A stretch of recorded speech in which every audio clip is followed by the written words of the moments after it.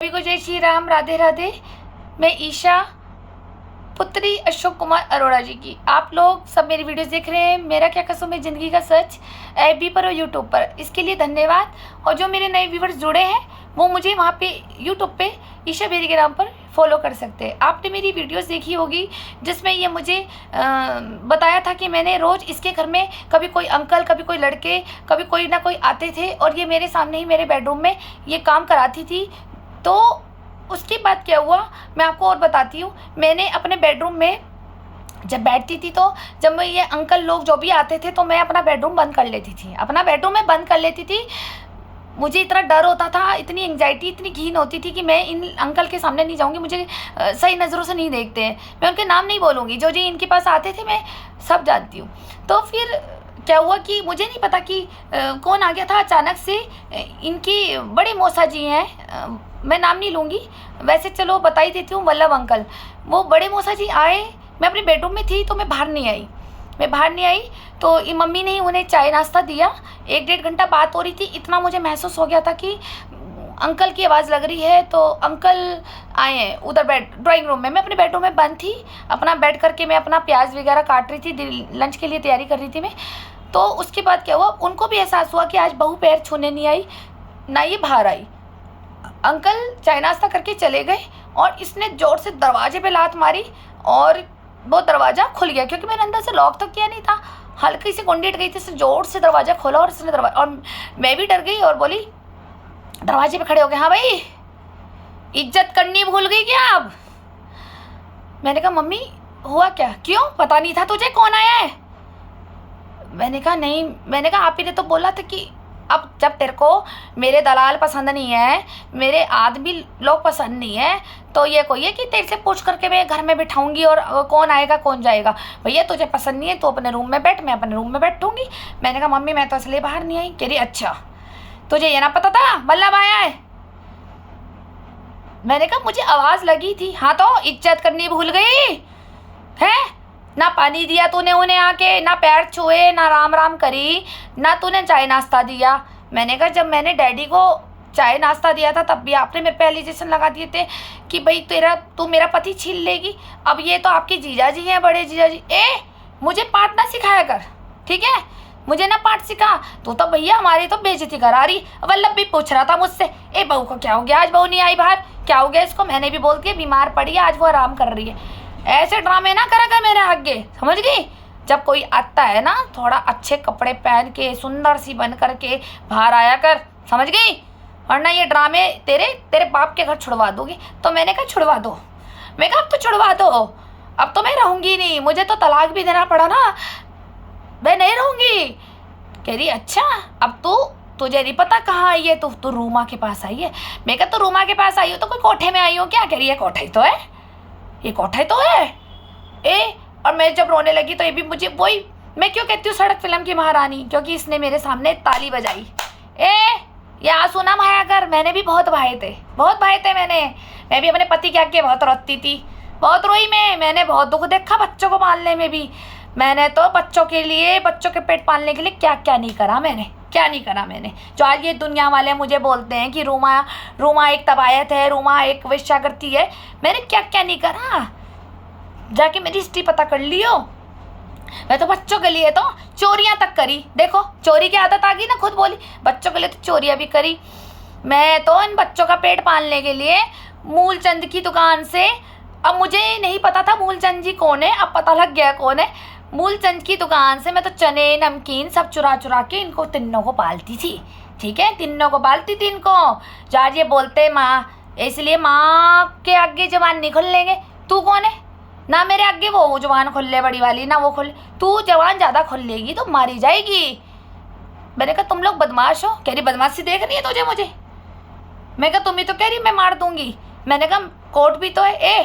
Court तेरे बाप का है क्या है? कोर्ट तेरा बाप बैठा होगा जज बन के वहाँ ऊपर। हाँ भाई ईसा को मार दिया, रूमा को सजा हो जाए फांसी की, है ना? तेरा बाप बैठा होगा वहाँ ऊपर से आ गया होगा जज बन के।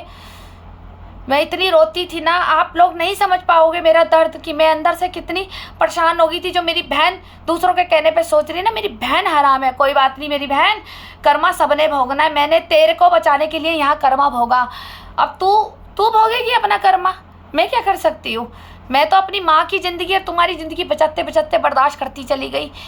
इसने कहा कि देख ईशा, मजबूर नहीं कर मेरे को, मैं जैसा कह रही हूँ वैसे कर। देख पता क्या है, पता क्या होता है, देख तेरा, तू है खूबसूरत, ठीक है, मैं तो बुढ़ी हूँ, तू है खूबसूरत, तेरे को तो मैं 5-5 हज़ार रुपये दिला दूंगी, ठीक है। एक कितना फ़र्क पड़ रहा, रात को भी तो तू काके के साथ सोती है, तो तू दिन में अगर 2 आदमियों के साथ, देख मैं तो 2 तो तेरे को दूंगी, बाकी तू 3 ले 4 ले, अपने शरीर की देख, अच्छा खा पी, यहाँ बादाम काजू सब तुझे खिलाऊंगी, जिसमें कि बादाम काजू रस के बिस्किट तेरा सब टोटल अपने बेडरूम में अपनी अलमारी में लॉक करके रखती थी। जी हाँ, ये अपना लॉक करके रखती थी कि मेरे को चाय के साथ भी अगर ये मुझे एक रस रखे है, मुझे कहती थी खा ले, तो मैं डर के मारे एक रस उठाती थी, सिर्फ एक रस, कि मेरे अगर दूसरा खा लिया तो ये मुझसे लड़ेगी।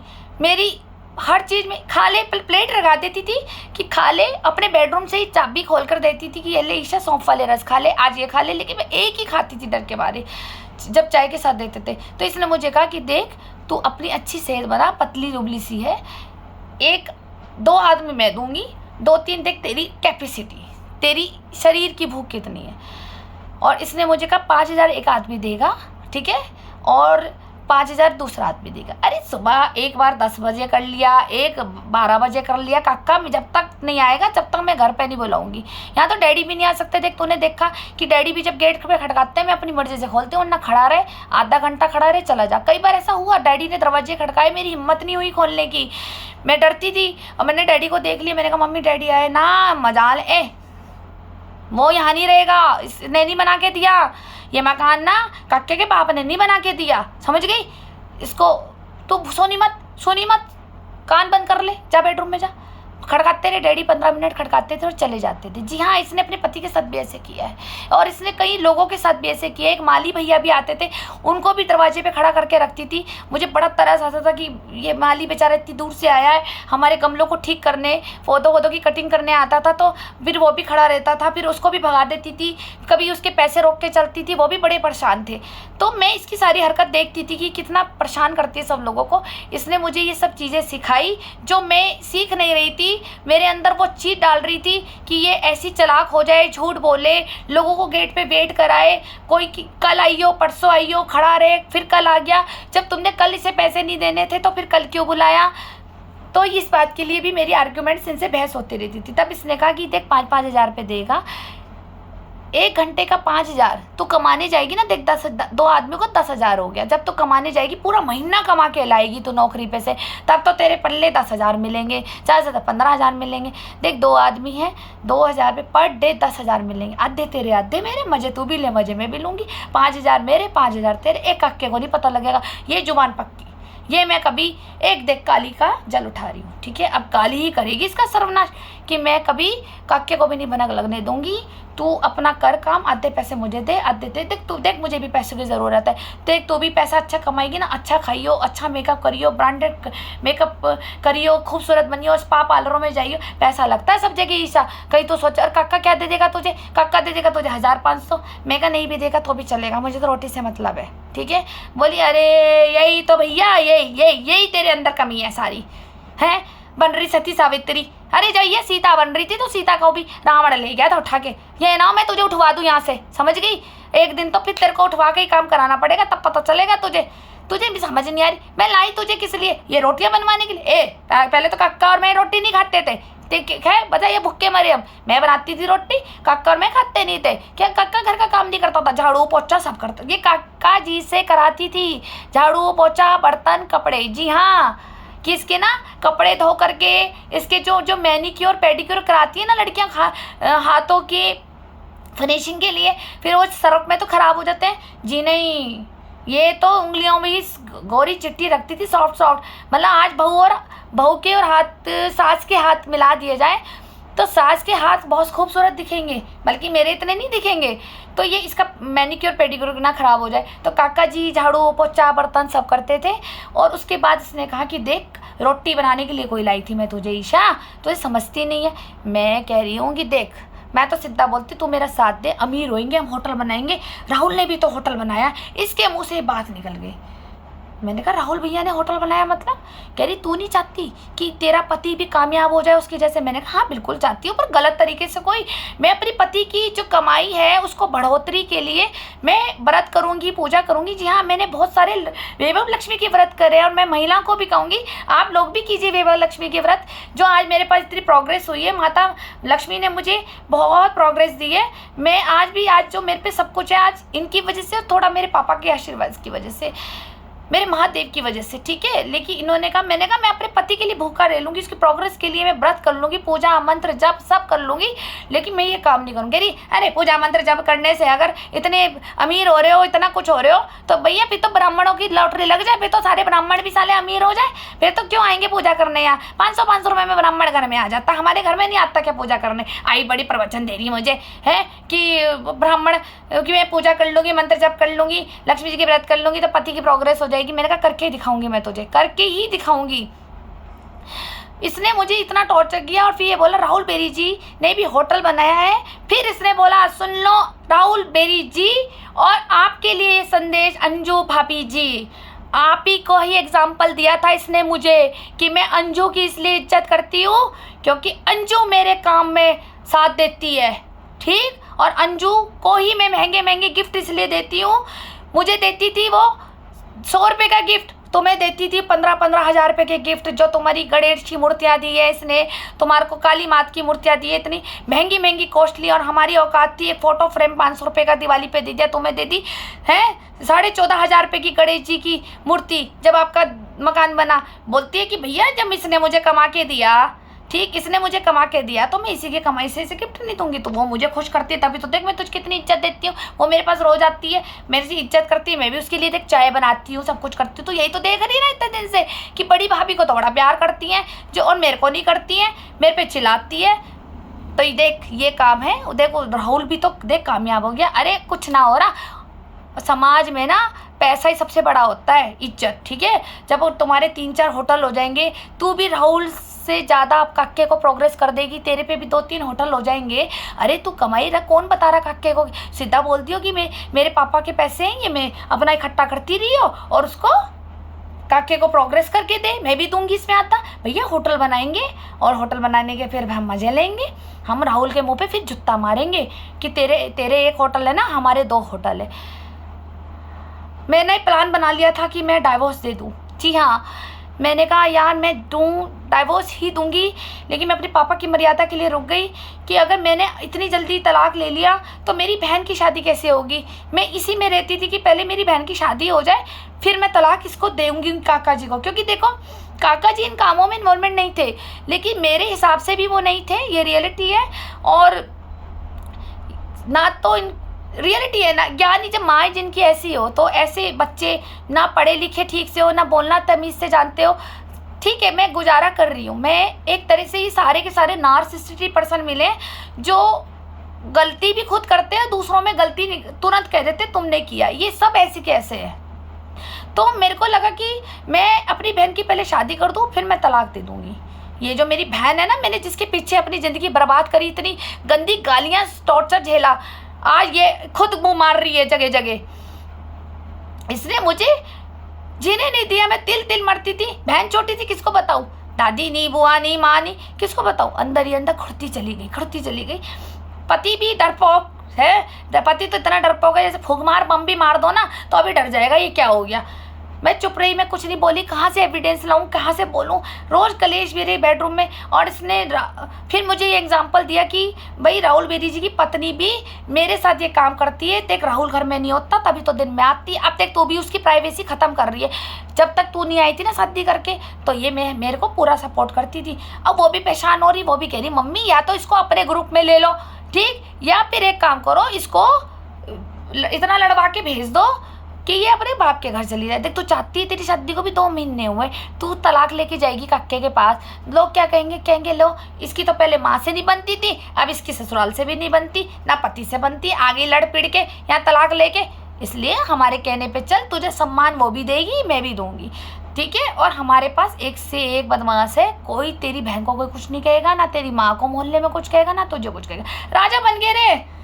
देख हमारी पुलिस अपनी ठीक है। मेरे लड़के की पुलिस ऊपर तक एसपी, डीएसपी, डीआईजी, जाईजी, जो भी, देखो मुझे पुलिस के रैंक को वो पद तो नहीं पता कि क्या क्या होते हैं, इतना ही पता है एसपी, डीएसपी, डीआईजी, आईएएस, ये पता है। इन्होंने मुझे ये सब बोला कि ये सब से है मेरे बेटे की, ठीक है। और मेरी बहुत है, तुझे नहीं पता, मैंने अपनी जवानी दी है, तो मेरी जवानी के बैठे, मैं तेरे को नाम नहीं बोलूँगी, एक से एक माफिया है मेरे पास, तो तेरा सारा काम होगा, ठीक है। देख मैंने भी एक दिन मर जाना है, ठीक। जब मैं मर जाऊंगी तेरे को मैं इसीलिए कह रही हूँ सबसे मिलवा के जाऊंगी, जैसे मैंने अंजू को मिलवाया, राहुल को मिलवाया, तुझे भी सबसे मिलवा के जाऊंगी, ताकि तू मेरे मरने के बाद एक रानी की तरह रहे, दबंग बन के रहे, यहाँ पे बदमाश तरह। देख इस कॉलोनी में मुझे कोई चू करता है, नहीं करता ना, किसी को औकात नहीं है यहाँ मुझे कोई बोलेगा, ठीक।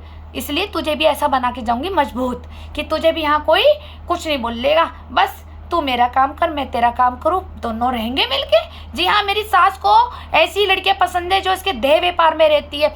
एक और आती है, वो मैं नाम नहीं लूँगी, वो भी राहुल बेरी जी की ही है, सेकंड वाइफ, वो भी आती है, और वो भी मम्मी जी करती है एक तरफ, वो सारा दिन वो उनके घर में रहती है, ज़्यादातर उन्हीं के घर में होती है।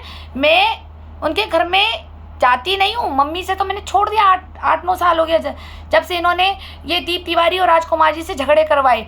लेकिन वो लड़की, मेरी सास को वही लड़कियां पसंद है जो उनके ऐसे कामों में बड़ी खुश रहती है, उन्हें कमा के देती है आमदनी, सबसे बड़ा रुपया बाप ना बड़ा भैया। तो वो लड़की भी आती है और वो ये कहती है मम्मी जी ने तो मुझे बेटी बना रखा, मम्मी जी ने मेरी बेटी बना रखा। मतलब अब बेटी हो गई हो, बहुओं से प्यार नहीं, अपनी सगी भाई तीनों बहुओं से प्यार नहीं माँ को, ठीक। सिर्फ वो भी उस बहू से कि जो इसको कमा के दे इन कामों में।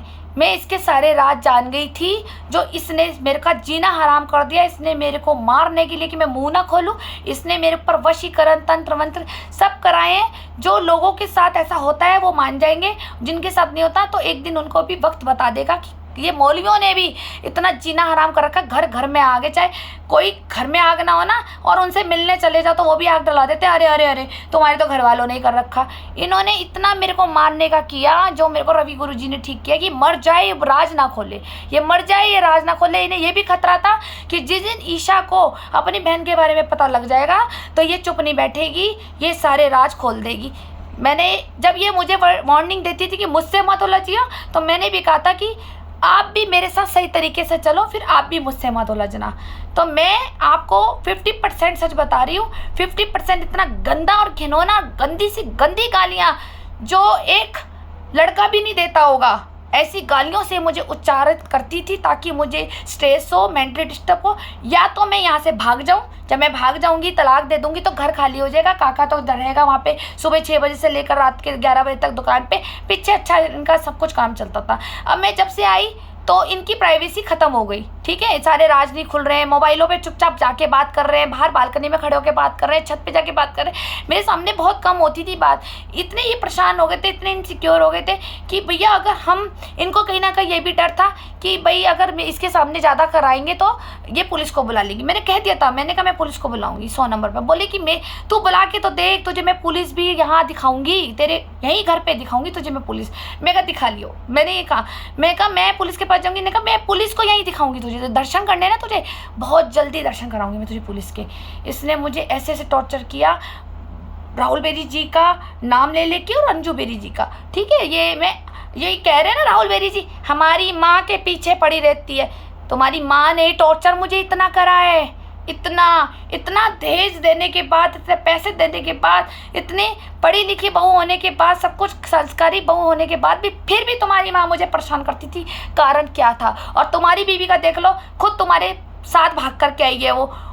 तुम्हारी माँ बोलती है, ठीक है, कि हम इसकी शादी में अटेंड नहीं करी थी, हमें पसंद नहीं थी ये लड़की, ये खुद लेके आया था, पूरी दुनिया जानती है।